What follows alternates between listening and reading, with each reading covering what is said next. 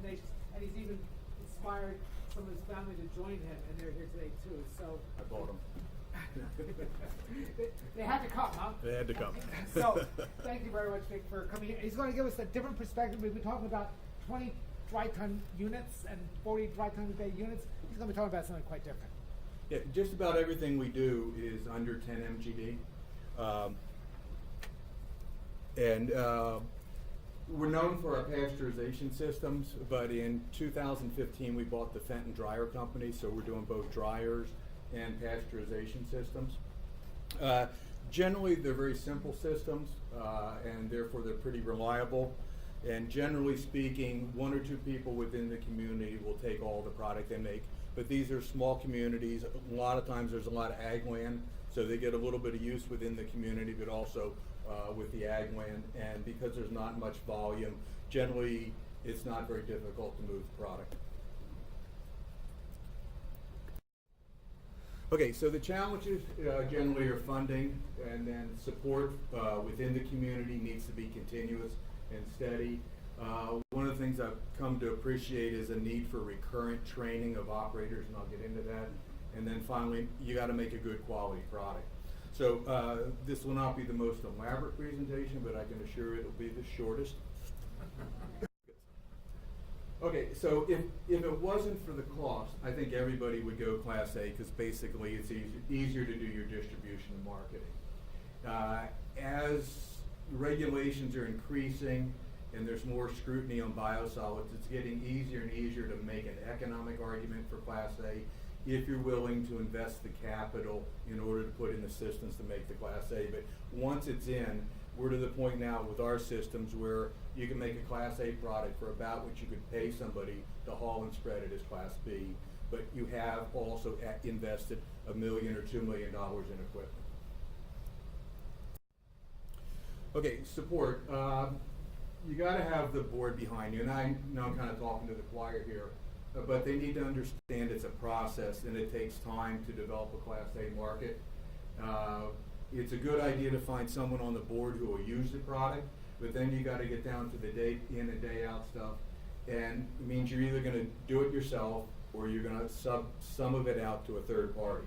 And what I'm seeing now is more and more of the small communities are trying to sub out the distribution and marketing because they need help. And this is where I see a lot of people get themselves in a little bit of trouble when they try to do their own distribution and marketing.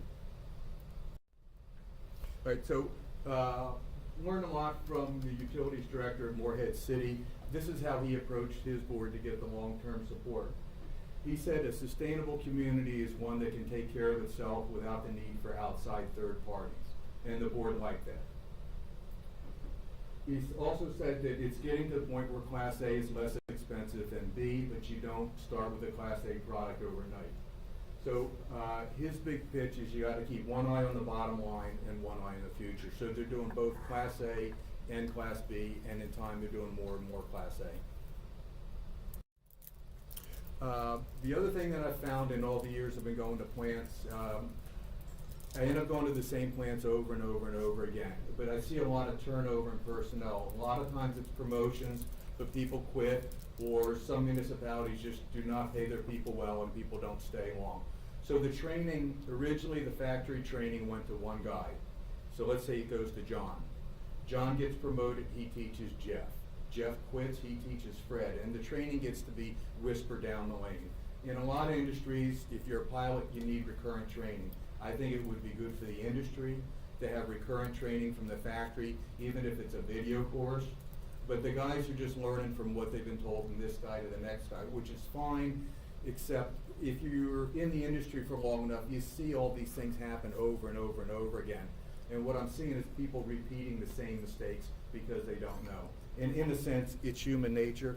Everybody likes their own idea, and they think it's a great idea. And that's where I think using a third party, using somebody local who knows the market of materials matters. You guys know what's going on. You know the pitfalls in the area. You can walk the owner and their people through the process and give them guidance on a yearly basis. And when they're left to their own devices, sometimes it works out and sometimes it doesn't. But a lot of times you're asking the superintendent to basically be a salesman for the biosolids and run a business where he's supplying customers with product. Some guys are great at it, they got huge personalities, they love it, but I would say the majority of people don't like doing that, and that's when it all starts falling apart. Okay, then the high quality biosolids, I think this is obvious, but it's often easier said than done. But you want to make a product that people are going to come to your plant with their own trucks and pick up that product. They got to see value in the product, so they got to see the benefits, but with biosolids we have that. We can basically show that. The product's got to be in a usable form that can be used with equipment that's readily available within the community. If it's an ag community and they got the big Knight or Poon manure spreaders, it's easy. But if it's a more urban community, they don't have that big spreader, you gotta have a product that's easy to handle, and that gets you away from the lime stabilized sludges into dry products or blends. But you gotta have a product that they can use within the community. And clearly, last but not least, the biggest is the product has to be free of offensive odors. When you get all that right, you end up to the point where, like I said, most of the plants that I deal with have 1 or 2 people that take 90% of it, and 10% goes to different people within the community. But by and large, the smaller communities, if they can get the money, do not have much problem distributing product. And with that, I think it's beer time. Thank you. Any questions? Pardon me? What equipment? Oh, well, we build dryers and we build pasteurization systems.